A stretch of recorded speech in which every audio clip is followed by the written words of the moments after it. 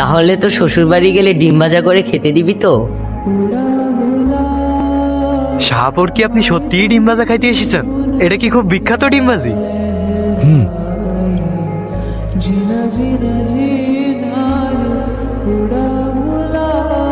আপনারা কারা? আমরা অনেক দূর থেকে আসছি আপনার ডিম বাজি খাবো বলি। কি? এটা কি সোহেল মির্জার বাড়ি? হ্যাঁ, উনি তো আমার বড় ভাই। উনি আমার দোলা ভাই।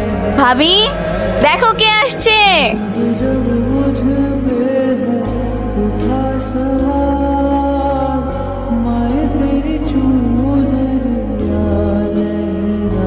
জান্নাত, কেডা এটা?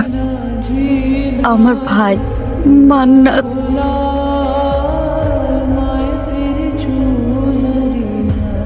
মান্নাত, তোমার বোন সারাদিন কতবার তোমার নাম নেয়? তুমি জানো না মান্নাত এটা করতো, মান্নাত ওইটা করতো, কত কথা যে কয়।